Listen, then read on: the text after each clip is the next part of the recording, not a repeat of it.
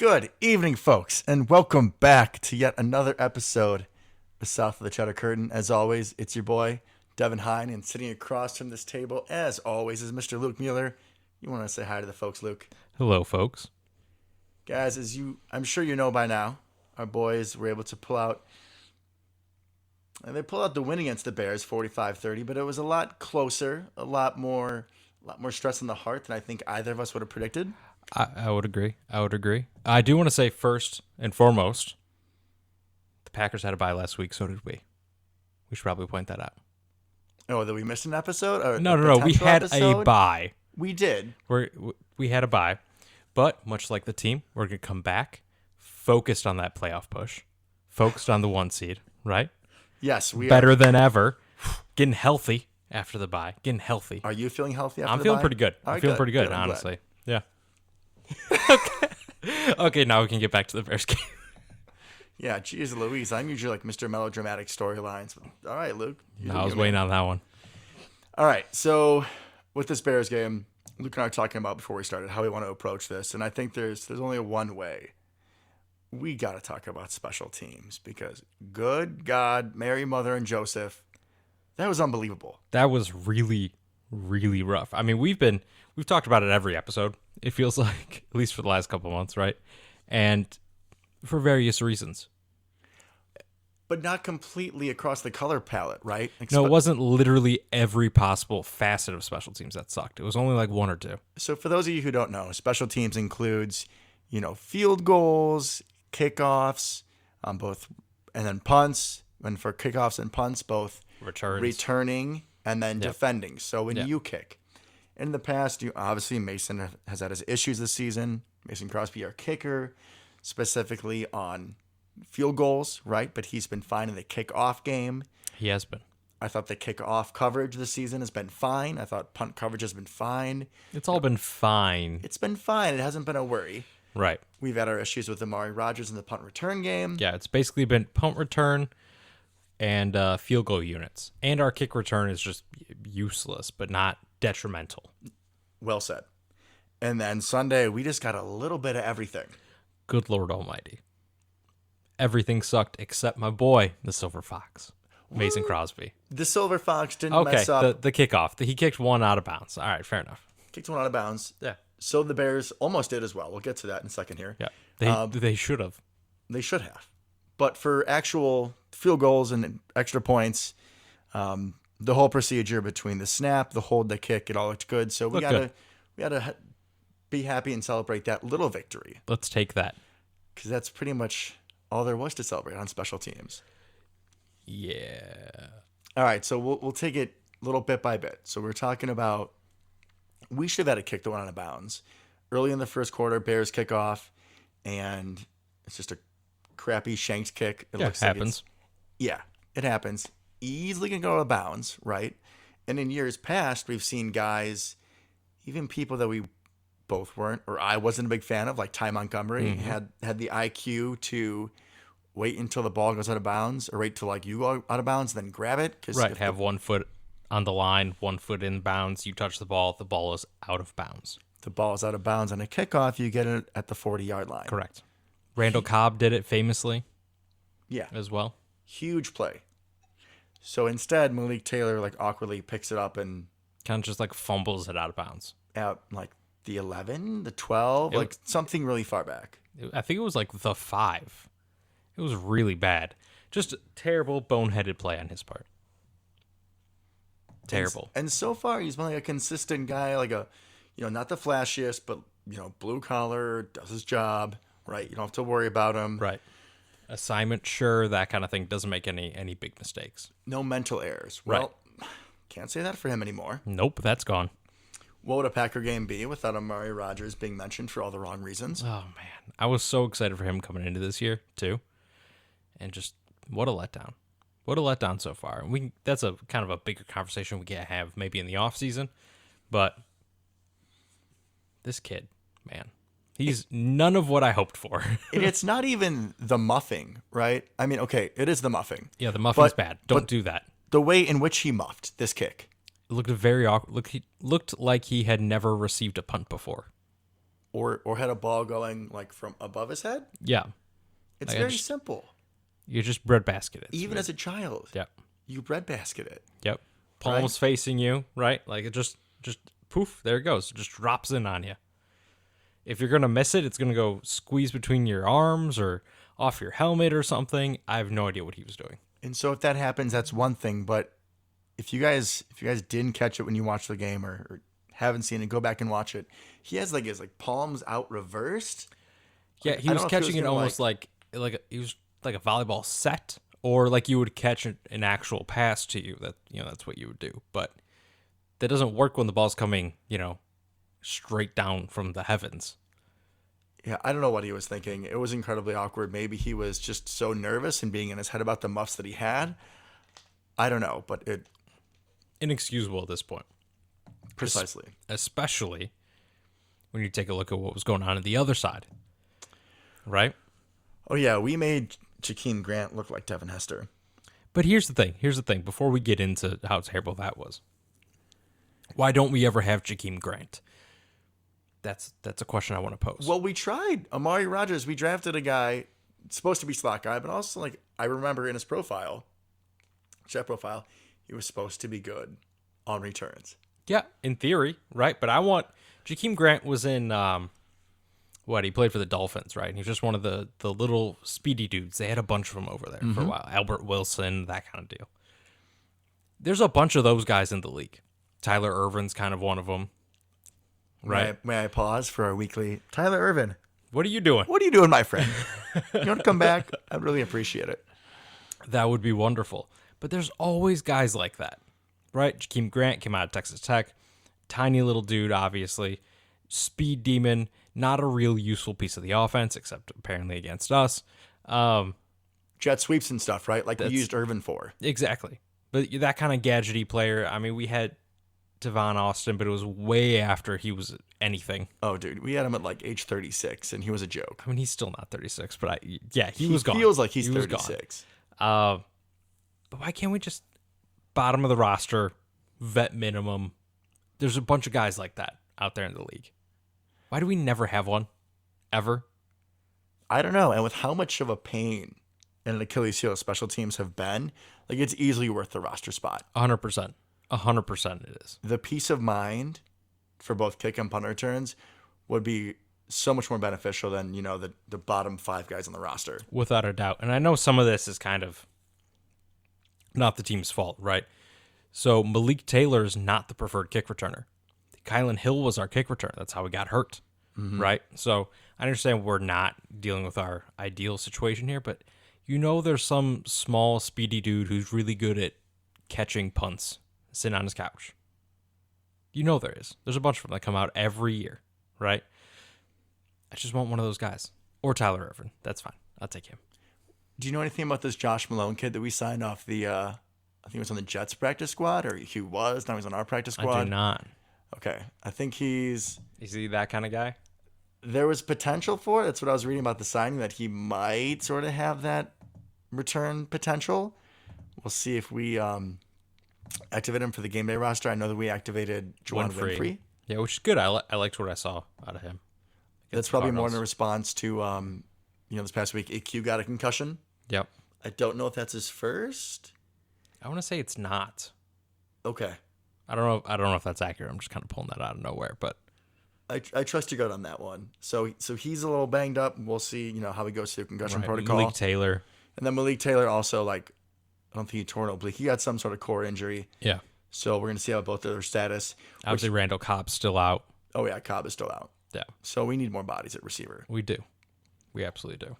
And I'm sure that part of the special teams poor play was definitely not helped by the fact that EQ and Malik Taylor are both special teams guys. Well, yeah, those are both maybe not necessarily the gunners, but they are definitely on the coverage units, right? Another guy, we need him. The legend. We need to bring the legend back. Oh, God. You know where I'm going with this. Do I? Am I going to agree with you, or am I going to be like, you're an idiot? You legitimately should agree with me because he's the best gunner we've probably ever had. Jeff Janis? Absolutely. Okay. I think Because he was so fast. He would get down there before the punt every time. Force a fair catch every time. I don't know if he knew how to tackle. Didn't matter. We never had to find out. He's been retired for, 4 years now, Luke? I think he's 5? still got the wheels.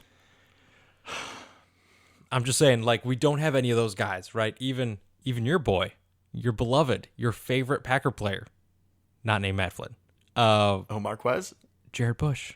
Oh, yeah. He was a great special teams player, right? He was. That's why we kept him around so much. Right. It That was pretty much his purpose, sure wasn't because of his coverage. We all know that. except in the Super Bowl. But we don't have any of those guys right now. We don't have anybody on the team that I can be like, man, he's a good special teams player. That's why he's on the roster. We just have a bunch of back end guys that kind of get hurt and aren't particularly great at a bunch of stuff, it feels like.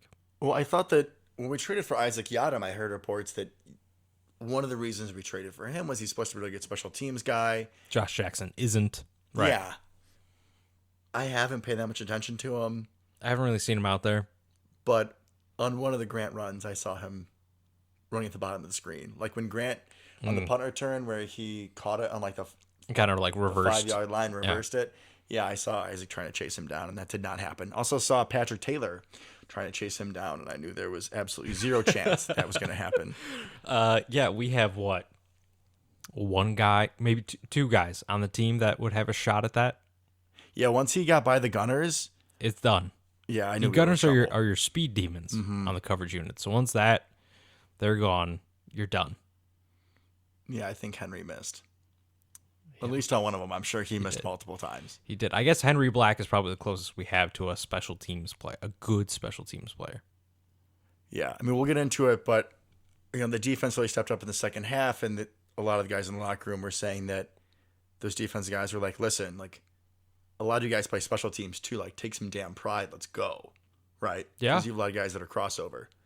Yeah, a lot of those back end, I don't want to say necessarily back end, but Henry Black, people of that kind of Oren stature. Burks, Ty Oren Burks, Summers. like they get some reps on defense. Mm-hmm. Not so much Ty Summers, thankfully. Well, But Oren Burks, thankfully. does at times. But yeah, those are your special teams players. At least on the way we work it on our team. So, yeah, take some pride. Don't suck. Stop giving up touchdowns. Exactly. If as a defense, your goal is to stop the opponent from scoring, like, think of special teams as opportunity to do that, Right. to put us in better positions Right. instead of shooting us in the foot, right? Exactly. And it wasn't even just Jakeem Grant, right? Khalil Herbert had some really solid kick returns I think one of them was like a tackle away from being six. from being gone. Yeah. And that's just, you can't have that. You can't be that bad at every part of special teams. And I'm not just gonna what's the term? Just forget about it and just rub over it.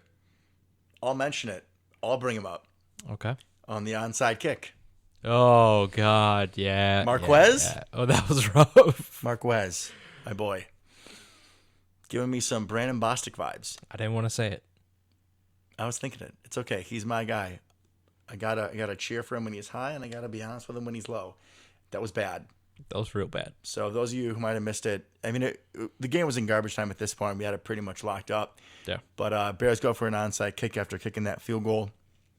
They try to get the ball back, and the ball goes high to Marquez Valdez-Scantling. I think he gets a hands on it, Yeah, he touched it.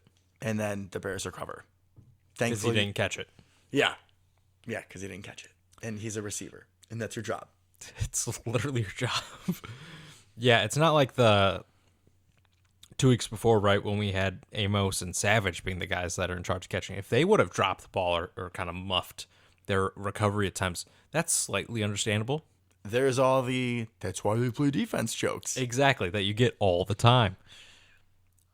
Not the case with your boy MVS. No, that was really disappointing. Yeah. That's, Yeah. I mean, granted, it didn't come back to bite us in this game, dude, but we're playing the Bears, and they're going to be good at some point, right? I think we learned a lot about Justin Fields. Yeah, I'd agree. They're not there yet, No, okay? And this was still a game because of how piss poor the special teams was. 100%. And now I also do want to take a step back for a second. Be like, we're talking about this, and obviously the first thing we talk about the special teams and how rough they were and everything like that. We still won by 15, right? We won by 15 because we're playing the Bears, but shit like this is how you lose a playoff game. I completely agree, and I don't want to downplay that, but also This is the week after we just beat the Bears. Let's be a little happy, all right? The Bears still suck. We're still way better than them. We beat them by 15 and we're pissed about it. That's a good place to be. I see what you're saying.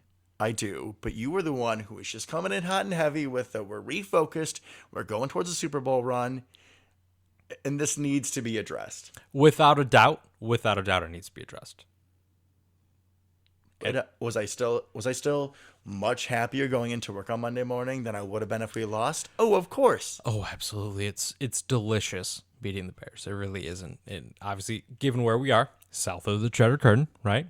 We're surrounded by a sea of Bears fans who are all very depressed at the moment with how their season's kind of been playing out. It's delicious. The tears are delicious. That would have been their Super Bowl if they beat us. It really would have been. It really would have been. And it got me a little nervous. I mean, you were saying you weren't really nervous. I was a little nervous at points just because when you walk into a game and all the fans on the other team are like, we're not even going to watch because we're going to get blown out. It's like, that's the kind of game you lose or is way too close. And that's what we had for a half. It's probably a good thing that we didn't do another episode of the show, right? We were planning on doing another little mini Bears preview. I guess after our last hour and 15-minute banger, we were good for a little bit. But I might have been a little more confident, right, in that episode, which would have jinxed us. So it's probably for the best. Yeah, it was probably a good call then. It was probably a good call. Ugh.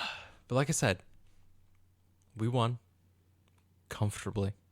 We looked great in most respects, most aspects. Yeah, we had a lot of guys, some role player guys, who really step up this game. I agree. Let's talk about that. Let's move on to the positive. All right. We're talking about some role players stepping up. I got to lead with one guy. All right, I'm here for it. Allen Lazard. And actually, I do want to give a complete shout out to our friend JP, right? He called that 100%. He called me on Thursday night? No, Saturday. I work Saturday. He called me Saturday night. And was like, you know what, man? This is going to be the Allen Lazard game. It's going to be an Allen Lazard breakout. Absolutely called it. Congratulations. You were correct. Our boy Allen Lazard went off for 6 catches, 75 yards, and a touchdown, including a 32-yard bomb in the first quarter on like a 3rd and 18. He looked great. Like a deep post across the middle and just contested catch, which he makes more than not, right? He isn't the fastest, most elusive guy, but he's a big play, big receiver. Like he's 6'5", he's physical, right? Yeah. Goes to the point of the ball, the point of contact, comes down with the ball. He is money both in the passing game but also in the running game, dude. Like he's an enforcer. We're putting him out there, using him nearly as a tight end. Mm-hmm. Right? Mm-hmm. So it's interesting, with Cobb was a slot receiver. You bring in Lazard, having him play from the slot, sometimes next to DeGuara as like another tight end, using his physicality at the line of scrimmage. I think he's kind of morphed into old Larry Fitzgerald. It feels kind of like the mold we're using him in, right? Because young Larry Fitzgerald was an outside receiver. Mm-hmm. Old Larry Fitzgerald was essentially a tight end. It's kind of the way they used him, to a certain degree. That's a fair comparison. Physical receiver. I think Lazard's better at blocking, but kind of a similar vibe. Not your traditional slot guy. And I like it. It works great for us so far. And especially having him in the slot lets you utilize all that blocking, like you said, as an extra tight end, which has only become more important as we run out of tight ends. Yeah, especially with your boy, when Big Bob Tunyon went down, right? I know that you were really nervous about R.I.P. McHenry Zone. That was great. First time ever on the show that we did that at the exact same time. Yep. This is some good stuff, folks. So, right, if we can rewind to 4 episodes or 5 episodes ago when Big Bob went down, I was saying, hey, I think that Josiah DeGuara can come in and do some nice stuff, which he's starting to do more and more. Your main point was that DeGuara he's not at the same level of physicality. Yeah, he's just not the same kind of player. Size-wise, right? DeGuara is like 6'2". Tunyon's in traditional tight end frame, 6'4", 6'5". So you kind of lose that ability to kind of stretch the field in the middle with your verticality, Those kind of seams, posts, stuff like that. Yeah, keeping people honest. And now we can run that perfectly with Lazard. 100%. 100%. He's basically become the stand-in. And like you mentioned, DeGuara is still he's doing work at this point. He's playing a very important role in this offense. It is just not that 100% prototypical tight end role. To Al Michaels and Chris Collinsworth, say his name again, Luke. DeGuara. Josiah DeGuara. You guys are professionals, okay? Yeah, I don't know what they were doing. This is what you do for a living, all right? You know that I have a cousin David, my mom's side of the family. I thought we were talking about Taylor Heineke. No, my actual cousin, not my pretend cousin. I have a cousin on my mom's side of the family who broadcasts for the University of Georgia. And I believe that it was him who told me that before every game, part of his job is to go into both like the home and away locker room and just be like, hey man, just making sure I'm saying your name right. Guys, are you kidding me? DeGuara with the catch. Like I was rolling my eyes in pain. You in texted me agony. multiple times about it. It's DeGuara. But yeah, man, Josiah looked good. He had did. a couple plays that were designed for him. Mm-hmm. We're seeing just the effort out of him too, right? He's fighting for extra yards. He's getting tripped up and then diving for a few extra ones on a couple of those plays. Yeah. So not getting the same production out of Big Bob. No. I think we both, even though I was hyping him up, I knew he would not be able to fully replace him. But he's still been a nice developing piece. Yeah, he's become more important to the offense every week at this point, which is great. We're going to need that diversity of weapons going forward, I feel, especially with some of the guys we've lost. Yeah, I really just liked how we were using him and Lazard. You can move them around. It makes for tough mismatches for defensive backs, but they're also both wonderful in the running game. I think on one of Aaron Jones' best night of the run, they had like an I formation where they had Lazard in tight, like a tight end, and DeGuara was playing fullback, which, by the way, love the throwback to the I formation. Let's do it some more. 2006 vibes. I love it. Good old ground and pound. Especially with this offense, do it. We have the capabilities. I mean, we have a better Jerome Bettis. Okay. I don't know if I'd go that far yet. I might. I don't know if I'd go that far yet. I'm going to. So, Cobb being out obviously is really unfortunate, but you got to see the silver lining in life, right? When someone goes down, it's next man up, right? You have to take the opportunities that are given to you. And both of those guys, I think, really did that against the Bears. I agree completely. I love that. A couple other things we should probably touch on while we're talking about the offense, right? Mm-hmm. Good game from Aaron Jones. Interesting usage of Aaron Jones. Something I want to kind of touch on, right? Obviously, he had that touchdown catch, which I love, to kind of like leak out and then just kind of get behind people somehow. You see Rodgers post game? I saw part of it, yeah. Yeah, it reminded me of it was a 2004. We were playing the Buffalo Bills in the preseason. He didn't play in 2004. It was 2004, 2005. Thank you. Yeah, we're up in Buffalo in the preseason, and Brett has a read to the right, and he sees Ahman Green. I'm like, this memory. You weren't even playing, dude. Like, that wasn't even you that did it. From a preseason game from 2005. Yeah. Buffalo. Yeah. Just, the man is a machine. I'm sorry. Continue. He's incredible. But yeah, we didn't really run. We did not really utilize him in the run game very much. He had like 5 rushes, something like that. So interesting how we utilize him in A.J. Dillon going forward.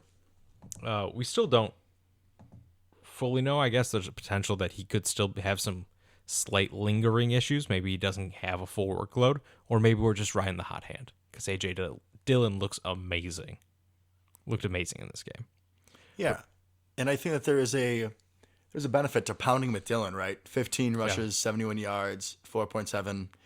Which, again, like some guys, right, you take one for 70 yards, and it kind of messes up the average. That's usually not Dillon's game. It wasn't against the Bears. Style. No. Yeah, as long as it was 11. So he is just pounding over people.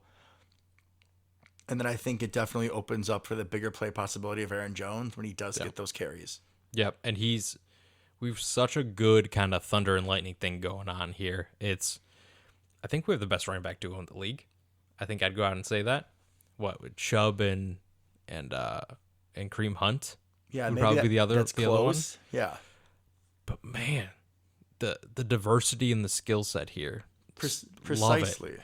Love it. And the fact that it's not even like A.J. Dillon is just Adrian Peterson or Derrick Henry, right? Because both of those guys have never been involved in the pass game. As great as Adrian Peterson was over his career, I'm not even counting what he's kind of doing with half the teams in the league this year. They're just going on like single dates. Well, it's pretty amazing that he just waltzes into the locker room, starts for a game, and then gets cut, and then he comes over to the next team and does the same thing. Anyways, doesn't matter. He never added to that, right? He never got that pass game. He never really was a threat out of the backfield. And A.J. Dillon is no Aaron Jones out of the backfield. You know, Aaron Jones has the ability to kind of just be a slot guy out there.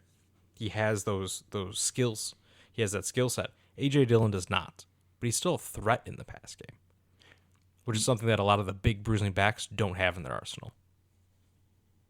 You read my mind precisely. That's exactly what I was going to say. A.J. Dillon's versatility just makes him a whole other animal. You think about it, you think of a larger back, right? You kind of want to have him having a head of steam, right, going through the hole. So you think little dump offs and stuff in the passing game, he's probably not as agile. You would think. Right? And these little dump off throws, you have a defender coming down, you're just catching the ball, you're probably, don't have the best momentum moving forward to carry you through people, but he can still make people miss. He's not just a bruiser. Which is what, like, he's not as good as Jerome Bettis yet. But he does have that characteristic. I think that's something to touch on real quick, right? Where what made Jerome Bettis so great was not just that he was a giant human being playing running back. It's that how quick his feet were, right? So he could kind of do a little dance, right? I mean, we're not talking Barry Sanders out here or anything, but he had enough agility that he could kind of make the first guy miss before he got that head of steam. I think that's the important thing. That's what makes me so excited about A.J. Dillon. He has that move, or maybe a couple moves, where he has the quick feet to kind of get around the guy before he gets the head of steam, and then he's going to just plow you over. That's what I love. That's what makes me really excited about him going forward.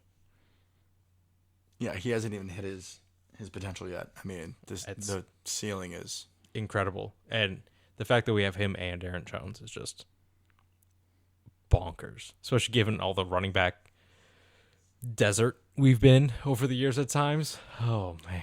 We don't need to go back down that road. I know. Sam Khan, you want to talk? Hey, I know that little rant definitely got some love from the fans of the show. Not going to lie. It's what we do best. Heard that people loved hearing about Najee Davenport.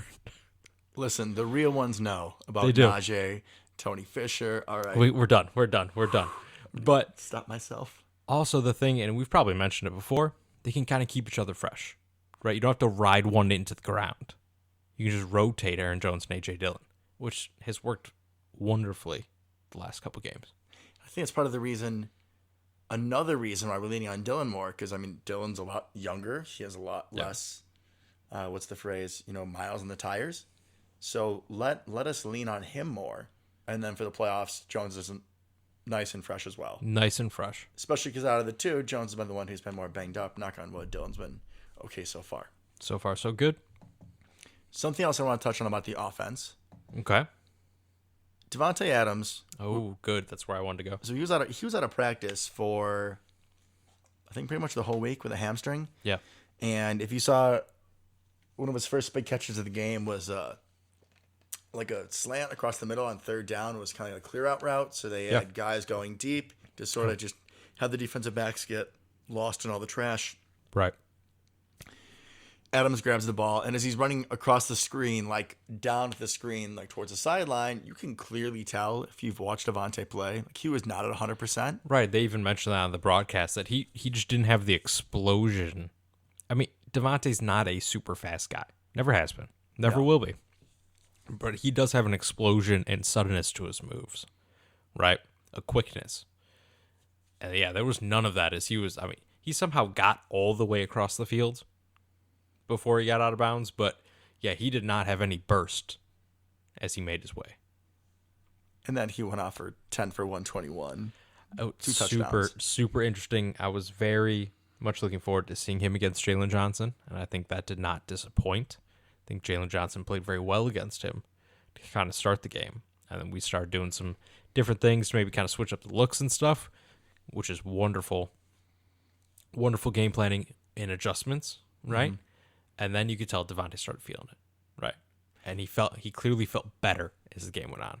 And that touchdown, which, oh my can we give God, a little assist. Okay, which one are we talking about? Because there's the two dirty we can touch one. On.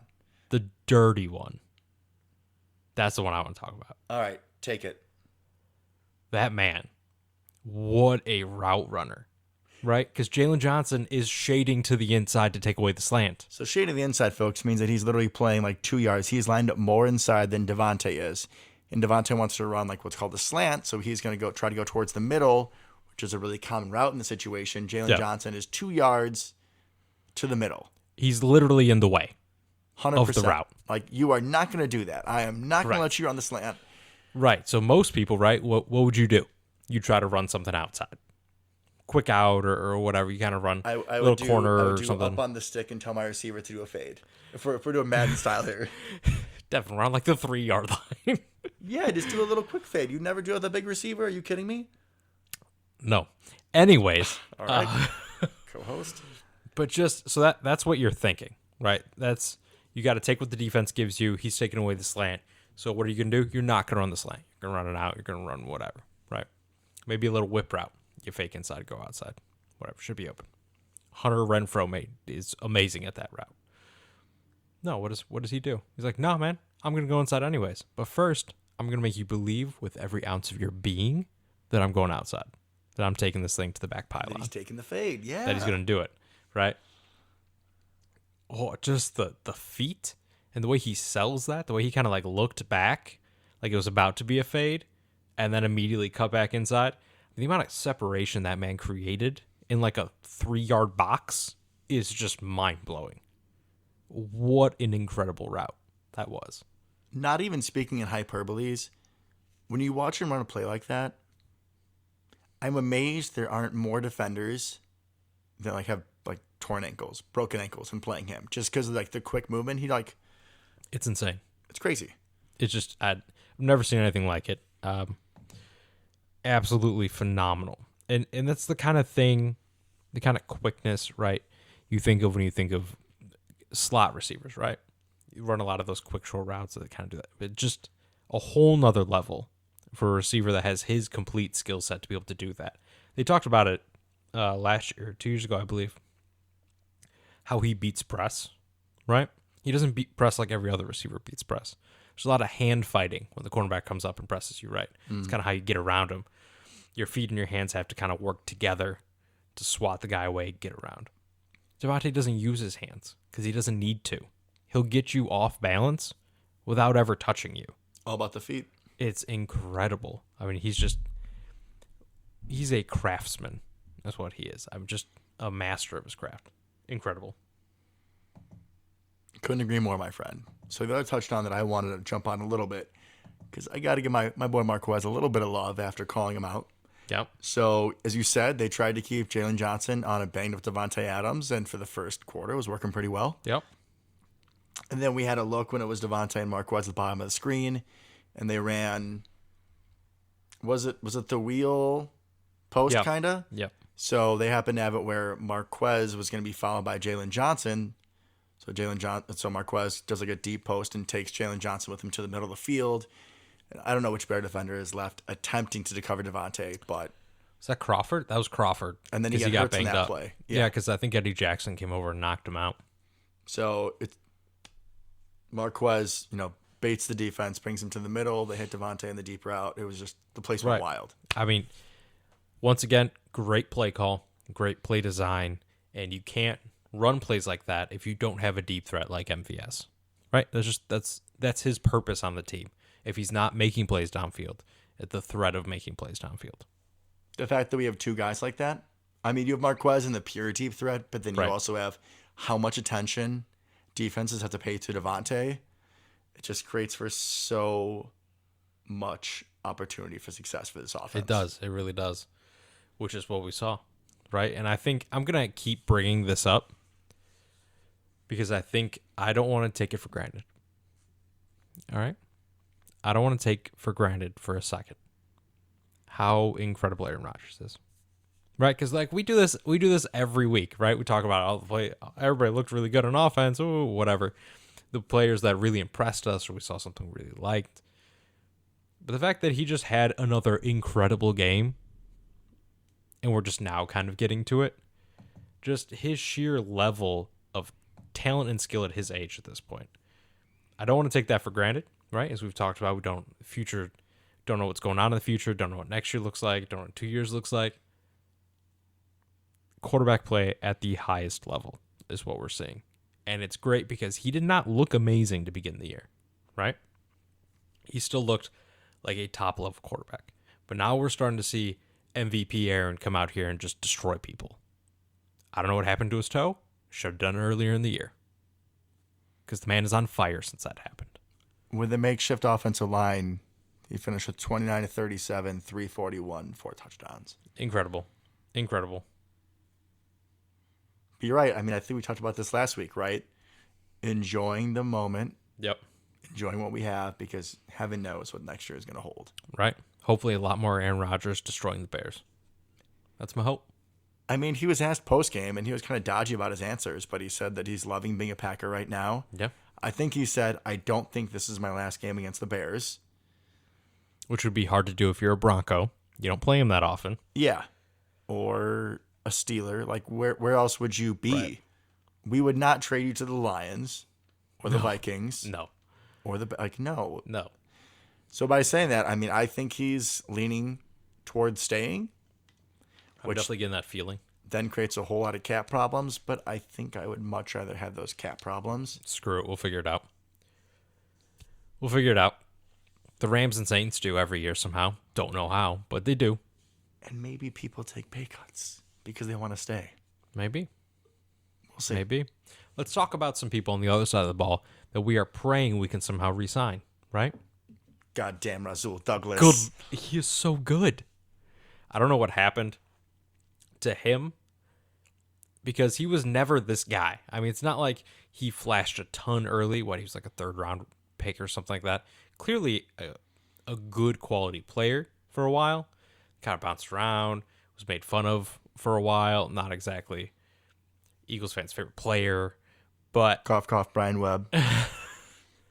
But what he is doing is incredible. And I read somewhere that he mentioned that he's credits the coaches and the players in the secondary for kind of teaching him how to study, which is fascinating that someone at this point in his career, who at one point, right, was a relatively important player. Like your third round pick, people are invested in you. Wasn't he part of the Eagles Super Bowl run? I believe so. Yeah. But you're saying just now someone's like teaching you how to really watch film? That's bad. That is bad. But hey, it's good for us. Because then he also has a much higher ceiling, right? Yeah, I mean, all this untapped potential. And at this point in your career, you kind of assume you know who people are. I mean, he's not old. He's, 26 years old, but he's been in the league long enough that you kind of figure you know what he is, which is why he bounced around practice squads. But, man, he should have had 2 pick sixes in this game. Easily. You know, part of me is wondering, is that maybe he just wasn't in right schemes before? That's quite possible. I mean, I think we have probably the best safety pairing in the league. Yeah, I think probably. So it's something we're going to have to watch, right? Rasul is super aggressive. He sees an out route. He sees an end breaker. He's going to cut it, okay?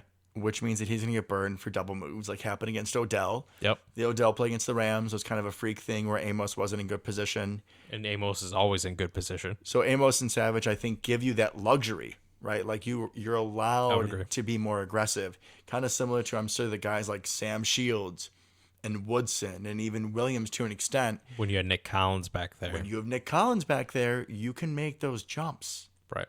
So I think that we need to be cognizant of it on the back end, making sure that, okay, like, listen, on this read, Rasul is going to be aggressive and he may jump it. So we need to make sure we have somebody behind him just in case. Right. And I think something I've found interesting is finally, and thankfully this has happened for a while now, but Kevin King played 3 snaps. Right. Rasul Douglas played 59. The defense was only on the field for 62. That was it. That's the way they broke it up. I get you got to take breaks. Fine, whatever. Cool. I'm good with that. But do you remember where we were just a month ago, maybe, when that was way too close to 50-50, right? We've come a long way since then. And part of what I find interesting is that Rasul Douglas is kind of what we at some point hoped Kevin King would be. He never had the speed that Kevin King was promised. But I think right away, after some of those first injuries, you saw that Kevin King did not have that anymore. And even when he came out of college, people kind of questioned that 40 time. It's like, he didn't play that fast. He didn't play 4-4. No. Right? It never really did. And then he got hurt and he's just gotten slower. But the big, strong, I mean, Kevin King's not strong, but big, rangy, physical corner. Cover the big physical receiver. Cover the big, physical, aggressive. Maybe right? tight ends. Yeah. Those are all things we had hoped for Kevin King and expected at some point. And that's what we're getting out of Rasul Douglas. It's incredible. And I hope we can figure out some way to bring him back. I hope so too, dude. Him and Campbell have been, I mean, outside of Woodson, the best free agents I think we've ever signed. Yeah, I mean, well, Peppers definitely had a year or two there, but yeah, I would not disagree. Yeah, they've been absolute money. We need to figure out a way to bring them both back because they've been such good contributors to this team. I mean, Douglas's pick just, granted, it was still early, like in the second quarter, but it felt like it was a backbreaker. Honestly, and I felt that was where the game was going to turn, and it didn't quite. Like, they kind of kept going after that. But I thought for sure that pick six, I was like, we won. It's done. That's it. Bears had to play a perfect game to beat us, and they didn't. Played an almost perfect half outside of that pick six, but just the big plays from that guy. Incredible. Incredible we got him off the street, essentially. And it just makes me really want Jair to come back. Because, oh my God. Could you imagine? Eric Stokes is like a lockdown corner somehow already. They're not even throwing at him Yeah, they anymore. throw at Rasul or Sully, who had a pick in this game as well. Yeah. They don't even throw at our rookie corner at this point. Because he's locked on like Luke, because he's that fast. It's ridiculous. He's allowing like the lowest completion percentage. And it's just mind-boggling what's going on in that secondary right now. And we don't even have our best player. Yeah. We'll get back to it, but thinking about, we play the Ravens next week, and they just lost Marlon Humphrey for the season. Luke, I have no idea what that's like, losing your number one all-pro corner. Can't imagine. Absolutely no sympathy for anybody with injuries ever. None. We're the Patrick Packers. They're the Patrick Packers. I had it earlier today. Now I lost it. I had something good for the Ravens, not the ravaged Ravens. I mean, that's not bad. This is really embarrassing. I had something better. It'll come back like Recycled Ravens. Recycled Ravens. We'll save that one until after we beat them. I don't want to say that before. There's no shit talk before. No. None. Zero. Defense. Let's also talk about right after halftime. Apparently Preston made a big speech in halftime and first drive for the Bears. Strip sack fumble. It's incredible, right? Because even if we go back in time a little bit, I think everyone assumed, especially after that first year, that Z was the guy out of those two, right? Preston, great player, right? No one said he was a bad player. Great player, great signing. But he's got to become the guy on defense, right? Yeah, he's that guy. Z had more sacks, and they'd Right. always do the press conferences, and like Za'Darius was always the one talking, like the bigger presence. Like you assumed he was kind of the leader, right? One of the leaders on the defense. Apparently it's Preston. Yeah, now it's Preston 100%. He is that effing dude. And Aaron loves Preston. It's because you sometimes hear him talk about how they're together outside of the building and all that kind of stuff. Just I didn't know, to be honest. Even coming into this year, didn't realize he was that guy. He's that guy, and he's showing up, which is great. And he was someone that I didn't think we were going to bring back, right? Yeah, I mean he's really making that hard, isn't he? I didn't even think he was going to play this year. Potentially, he's going to be that's one what of I'm saying. the cap casualties this year. But now at this point, it's like, man, I mean, Z's gone in my head, right? But you probably got to try to bring Preston back. I would hope so. I really hope so too. I didn't realize he was that big of a leader, but he's that guy. It's awesome to see, right? And that kind of brings me to something we talked a little bit before we came on, right? Is we did not have a ton of sacks, right? But we pressured the hell out of Justin Fields. I took issue with Collinsworth during the broadcast saying that the Bears' offensive line held up really well. They didn't. Fields is just No. super slippery. He's not slippery like I would say Lamar Jackson is. No, but he's going to give us some headaches. He's giving me more Russell Wilson vibes, personally. Fair. Like young Russell Wilson. That's a fair comparison. And I think that going forward, that's going to be his path to success. He's got to try to follow that. He's averaging like 70 rush yards a game the last 3 weeks or something. Don't do that. That's bad. Do more of the Russell Wilson kind of thing. Run when you absolutely have to. All of Russell Wilson's runs against us have always felt like absolute backbreakers, right? But it's not like he's going off for 100 yards. He's not Lamar. That's not the plan. And they're often more scrambles getting out of a sack Right. and throwing the ball, staying alive. Which is that's what we saw, right? There weren't a ton of designed runs. No. There's a lot of him getting out of bad situations, making a positive out of a negative, which is something that could haunt us for years to come. I hope not. But he looks like he's got it, right? Like, looks like he could be the guy. I hope not. But it looks like he could be the guy, right? You see a lot of try to be objective about it. Looking at him like I would look at like Rodgers heir apparent. Like, what would I look for with Jordan Love, right? He's got some of the stuff that you could definitely point to and be like, yeah, I see it, right? I feel better about the Bears' long-term future quarterback than I do with ours. Now, part of that is I will say that. exposure. You're right. It's much different sample size. But if you Yeah. ask me today who I would rather have,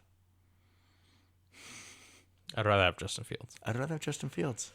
Which is fair, right? Better pedigree, higher draft pick. I mean, I think consensus, top couple quarterbacks in that draft. Jordan Love was not necessarily, but yeah, he's definitely got it. Hopefully the Bears can ruin him. Hopefully. Knock on wood. Knock on wood. On to Baltimore? Or was there anything else you wanted to hit? I feel like we got most of it. I think we're good. I guess the only other thing I wanted to jump on was just the Henry Black getting beaten man coverage for that was a glorified slant to Damian Byrd across the middle. We talked about it with the Rams game, right? It was that same damn play. It's like H post or whatever it is with the running back, because Byrd was a running back. Yes. He was lined up in the shotgun, right next to Justin Fields, goes out kind of off the tackle. So then he becomes Henry Black's man. Right, and then he cuts back across the middle. Right. And he just can't keep up with them. There's just It's no just- way. It's not going to happen.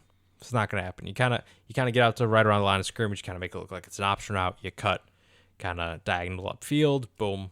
You beat Henry Black one-on-one. Safeties were not in great position.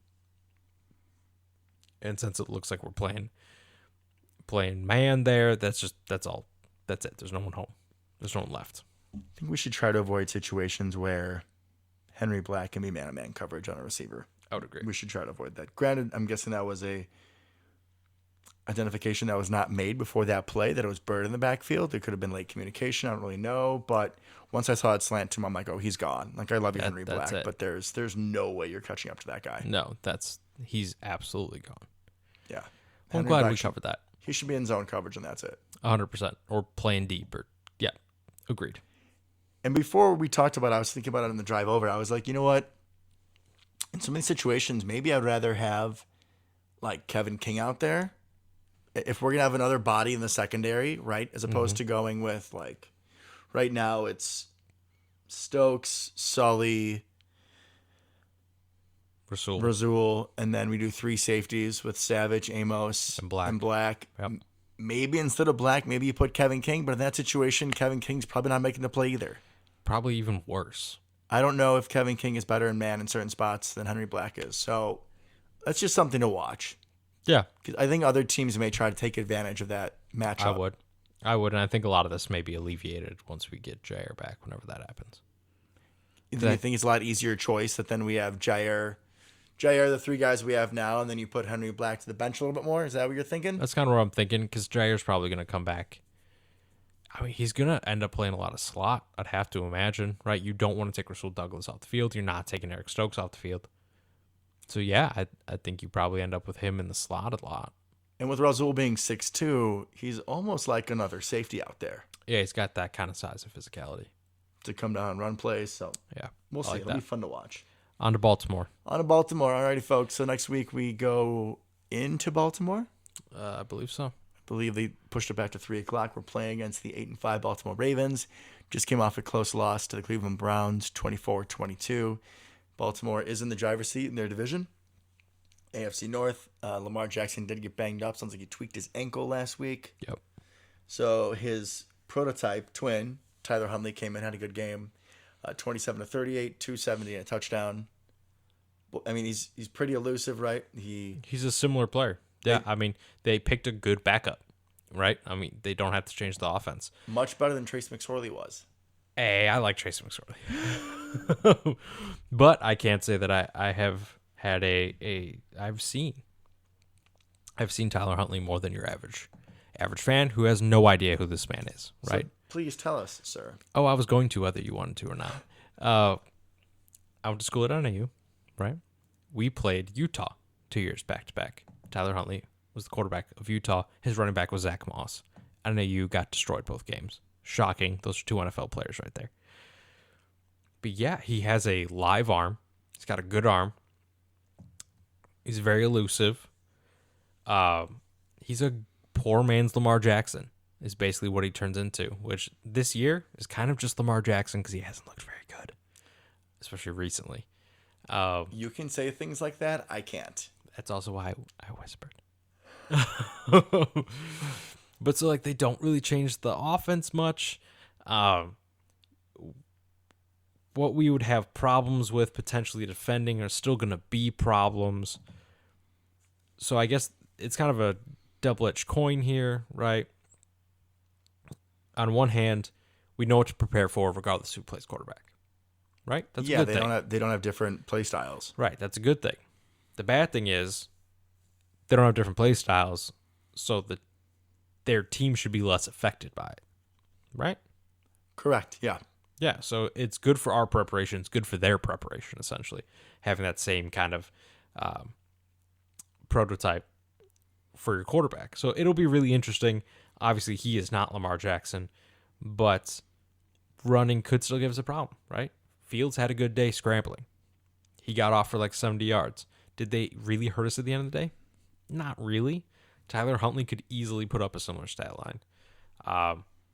And we're just going to have to look for the same play. Hopefully, playing Fields is kind of a good warm-up for this, right?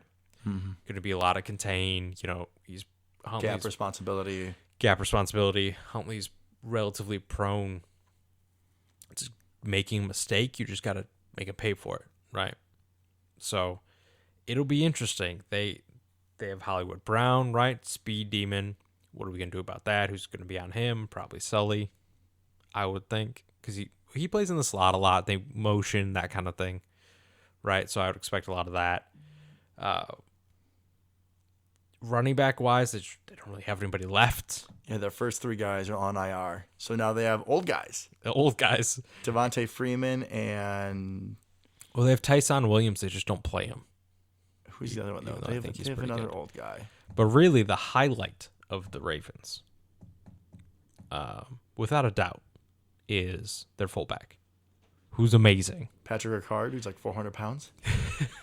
Literally a defensive tackle playing fullback. I love it. It's my favorite part about watching any of their games. Especially he went off. Oh, I think they were playing the 49ers. Right, Yes. so it's him versus Juszczyk, and they're like back-to-back drives where they were the entire team. That was glorious. I played fullback freshman year of high school, so shout out to the fullbacks that never get any love. I'm here for it. Bring I'm here for it. Bring it back. So he's my highlight. That's who I'm going to be watching. And I think an important thing to think about when you're kind of paying attention to this Ravens team is they are not what we expect them to be. Their defense isn't very good. No, I mean, Humphreys is on the IR. Peters is on the IR. Calais Campbell's on IR. I mean, we could have a whole other episode just talking about their injuries. Right? I know the feeling. No sympathy. Yeah. Wait, injuries? They got Patrick Queen at middle linebacker, right? Someone that a lot of Packer fans wanted out of LSU. Guilty. He had an absolutely terrible rookie year. Seems like he's been a little bit better this year. So they got some pieces, but this is not the Ravens team you think of historically. We're like, oh my God, great defense. What are we going to do?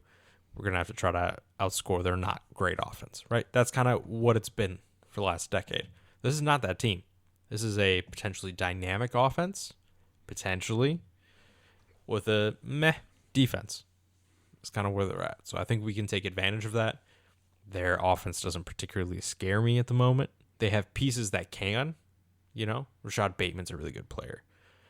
Hollywood Brown can definitely burn you. They got burners on the outside that will make you pay if you don't account for them. Devontae Freeman's still old and bad, just like he was 2 years ago. So that, but he's enough, dude, with this read option running game. They have such a good scheme. They have such a good scheme for running. Such a good scheme.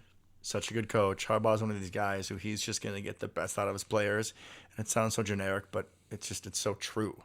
It absolutely is. Mark Andrews, one of the best tight ends in the league. That'll be interesting to see kind of how we match up with him. So they have some pieces, but I think we should be able to put up plenty of points where they just can't keep up. That's kind of how I would hope this game goes. I think our defense makes enough stands, especially if we have to play Tyler Huntley. Or if Lamar plays, we just have to take advantage of some of those errant throws. It's going to happen. He fumbles a lot. You've got to try to make something like that happen. Make him one-dimensional. That's kind of the ticket to success there. That's what we got to hope for. I think we can do it. This should be a W. I like the confidence. I like where your head's at.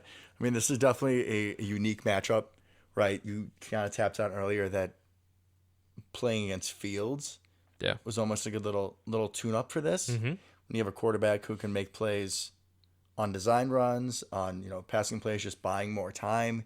Right. And whether it's Huntley or Jackson, we got to be making sure that we're keeping gap integrity, right? Staying in our lanes, not over pursuing. Campbell's probably going to be a spy at times, I would imagine. That'd be a good idea. For Campbell or even Savage. I mean, we got a few guys that can play with that sort of physicality, that both have the speed and the knowledge to trust him in that spot. Yep.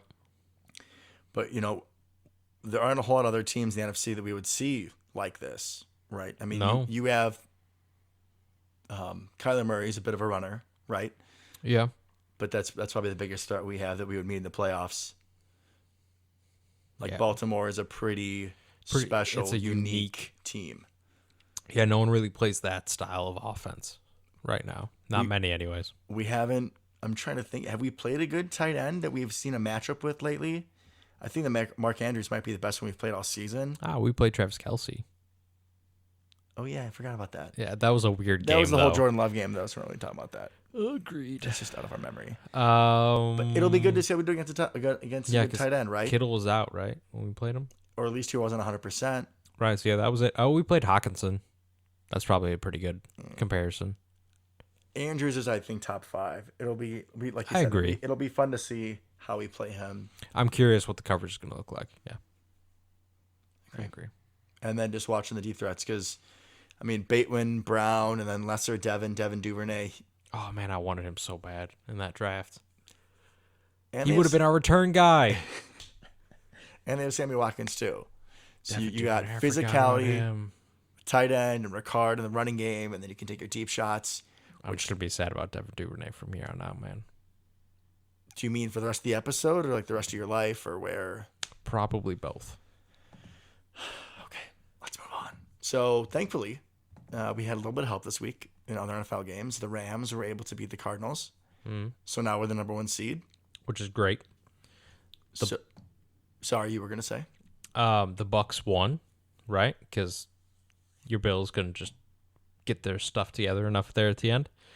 So that hurt a little bit. But like you said, we're the number 1 seed. If we win out, we are the number 1 seed. So that's the important part. Just don't lose any games. All these games are winnable. Let's try to make the most of it. Let's not put ourselves in a position where we have to root for people to lose again. Last 4 games we got. So we got Baltimore this weekend. And then on Christmas, we play in Lambeau versus the Browns. January 2nd, we go back to Lambeau against the Vikings. Yep. Get a revenge game. And then January 9th, we have the Lions in Detroit. Which could be interesting. I think in a normal year, we could talk about potentially resting players that week, but I don't think that's going to be the case. I think this race is going to come down to the end. for the number 1 seed. So we'll see how that goes. I think we're going to have to play through the end of the season. I don't think we're going to be resting starters in that game. I agree. And despite the fact that we went out to San Francisco and won, right? Mm-hmm. And we beat Seattle. We beat Arizona in the desert. We did. I don't want to go to Florida, man. No, anywhere but Florida. But yes, let's have it go through Lambeau. Let's have it go through Lambeau. I think that easily puts us in the best position to win. Without a doubt. Any other thoughts, my man? No, that's all I got, man. Alrighty, guys. Well, thank you again for tuning in to another episode of South of the Cheddar Curtain. We'll catch you next week. Go Pack, go. Go Pack, go.